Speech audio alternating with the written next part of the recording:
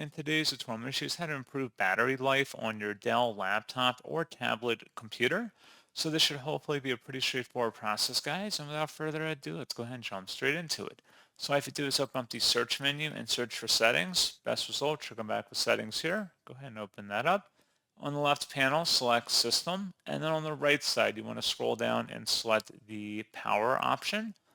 On the right side underneath Power Mode, optimize your device based on power use and performance. Click the drop-down and select Best Power Efficiency for plugged in. Now, if you're on a laptop or tablet, there'll be an additional option for on battery, and you want to make the same selection choice there. And then you can also go down and select where it says underneath Energy Saver, reduce power consumption and increase battery life by limiting some background activities.